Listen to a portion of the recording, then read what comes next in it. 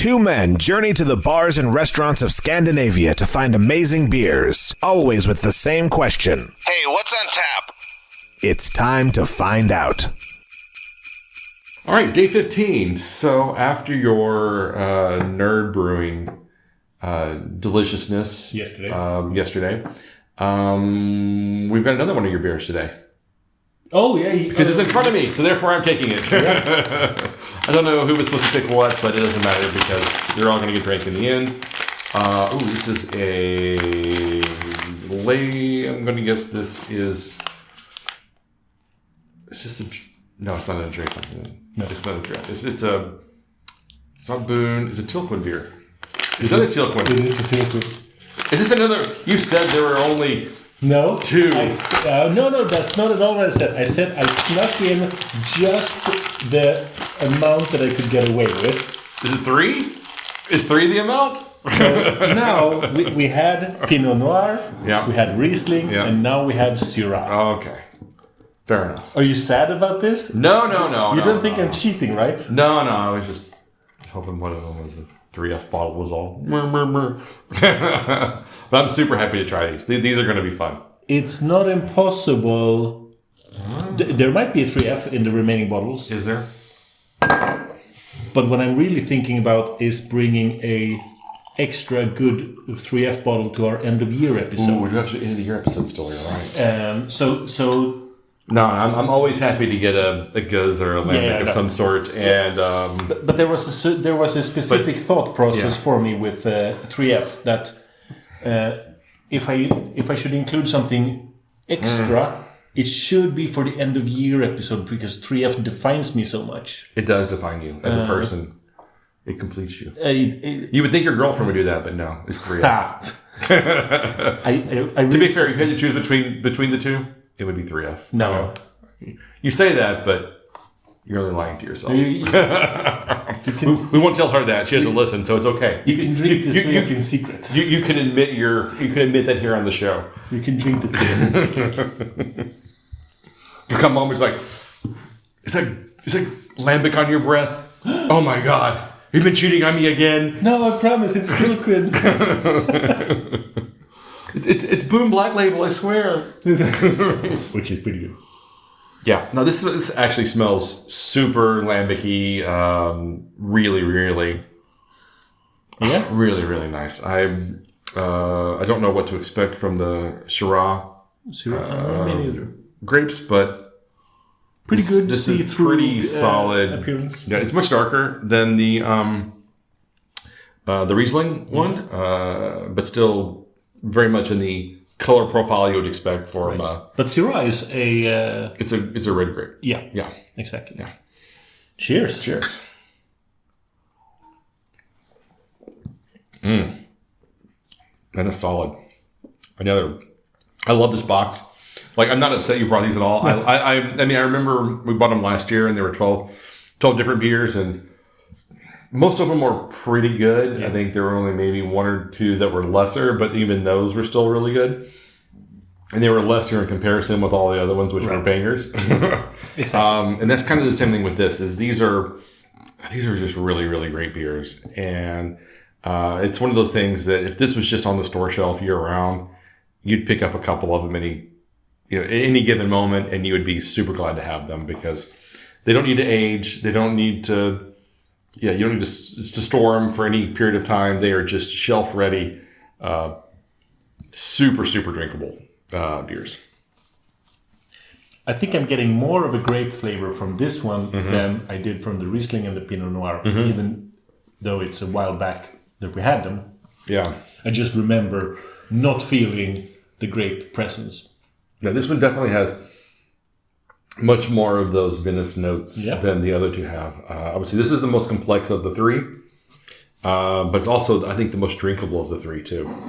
Right. And what we forgot to say with the previous 2 and with this one is that it is the 2021/2022 vintage. Yeah, it's the most recent set that they released. But in many years, when archaeologists go back and listen to these episodes, they're going to wonder. They won't necessarily know which one was the most recent because because it's not this year's vintage. Yeah. And again, 5.8% ABV. Yep. So just like the previous one. And I wonder, like, it has the best before date of 2027, which is pretty early for it goes. 5 years is quite low. But then again, the lower ABV than usual, and the grape edition. Yeah, the grape edition. They may, I don't know what the regular Tilquin shelf life is supposed to be. So I think they just put it on the safe side. True. But I would be curious to see how these age out. We've never had that problem of letting them age out because they are so immediately drinkable that you just want to have them the moment you get them. So this is super nice, super fun. Yeah, but I figured that you would enjoy them. That's why I took this sneaky road of including like a set of beers in the calendar. I haven't done that previous years. I've tried to diversify, but that has then that has led to including some real clunkers. Yeah, they all. I would never add something to the calendar that doesn't have potential, but potential is never a sure potential is never the same thing as quality. It's exactly two very different things. And we've experimented with a few of those this calendar so far. I'm still disappointed about that Westfletter 12 that we drank near the beginning. And I'm disappointed in your storing, so yes, we both agree. Boo, Stefan. Yesterday, we drank a stout that should have been past its prime. It was truly the capping wasn't as tight as it should have been, and it could get highly oxidized. For the Westfletter. Yeah, the Westfletter. Yeah, most likely, yes. But this is so dry. The finish is super dry, super clean. It's got a really nice tart, light, fruity up front. And this is... And my glass is rapidly decreasing. I know. I haven't taken a photo of this beer yet. So I'm trying to pace myself so I don't just down it. It's so easy to drink and it's so good. Man, this is the only thing I don't like about this bottle is that we don't have more of it. Oh. So this is a 425 for me. It's better than the... It's been the best of the three. I don't remember when we gave the first one. But certainly better than the Riesling one.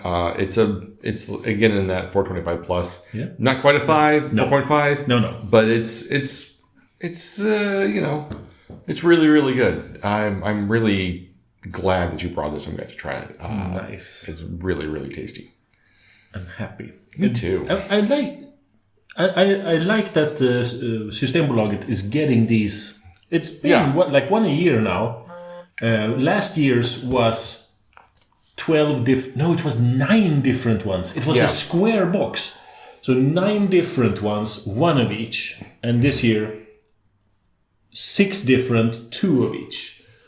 Well, the good thing about Systembolaget is whoever is doing their purchasing does not shy away from gueuze and lambics. No.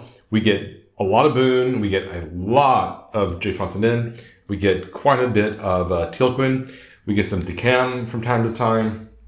We don't get Cantillon in the web shop or on the Systembolaget for some reason. No, not for many years. We have had them. I'm surprised they don't get just the regular gueuze. Yeah. Or the Creek or something like the real store shelf kind of stable stuff that you could get year round. Right. But we get a lot of other really impressive somewhat rare releases that you don't see outside of Belgium, right? Quite often. And in this story we've covered before, but in 2008, I want to say, when Driefonteinen had their storehouse mishap with a temperature gauge that broke and it ruined so much lambic.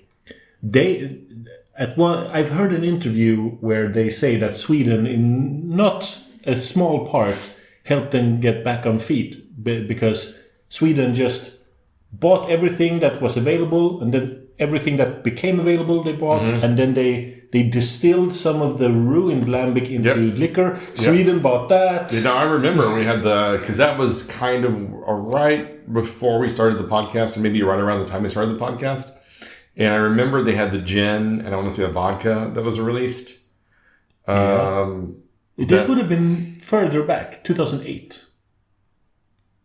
It's a long time. Oh, well, maybe so. But I remember Matthias had the gin that I remember trying that, and that was quite interesting. Yeah. So Sweden obviously loves lambic. Yeah. And we've had at least Akkurat, which has been a lambic mecca. So there's something about it that appeals to us. Yeah, definitely. So when will Tilquin start? When will we see more Tilquin at bars? Well, apparently we need to have a warehouse fire first. And then we'll be overwhelmed with options. No, I don't know. I mean, we don't see a lot of... We see, like, Boone, but we don't see the... What's it called? The Marge Buffet, and we don't see their Creeks. True. We see the Black Label release every year. Yeah. But don't see a lot of the other stuff in between. We get Driffontein on the regs, like different... almost every month or every other month or so, every 6 weeks, I guess. It seems like there's a special release that they have out. Plus, we have the standard bottle on the shelf, the latest release on the shelf every month. So that's Systembolaget. But we also bars, we have several bars in Malmö that stock Driffonteinen. Yeah. But Tilquin, I mean, if you go to Beer Dish, I'm certain that you can get a Tilquin, but it's not a wide selection. Yeah, but I mean, it really is like, I think it's demand. I think it's Cantillon, Driffontein, and then there's a gap, and then there's like Boone, Tilquin, Decam, and then there's a gap, and then there's another layer below, and then on the side of the Cantillon and Driffontein are the super rare Antidote, whatever else. Right. That are like, a hassle to get. Right. That are just impossible to get, and only like 3 bars in Scandinavia get them, and whatever else. What's his name? Tommy Chef used to be that, but now Tommy Chef is becoming more available. Yeah. But what's his name? The Roth with the goat. Bocke. Bocke, yeah. Bocke is super rare to get, but always highly sought after kind of stuff. So those you never see, and then they're only very, very select bars and releases. But it's a quiz question. What was Bocke called before? Before Bocke? Because you have 3 names in total. Yeah. The original name, the name in between, and now Bocke. What was the original name? Bocke Rider. Okay. I think I've seen that, but I don't remember it. And then after that, it was Method Goat. Method Goat. Okay, I remember Bocke Rider then. I remember Bocke Rider. I don't remember Method Goat. That's the one I've tend to forget. But Bocke Rider was the one I remember originally. And then now it's Bocke. So, yeah. All right. Well, okay. That's a little wrap up of gueuze and Scandinavia. You're welcome. You're welcome. So we'll call it our apps here. You can find us online at what'sontappodcast.com, Facebook, Instagram, YouTube, Spotify, and please review and rate us on Spotify. We really appreciate that. Yes. So until next time, keep drinking it, dum-dum.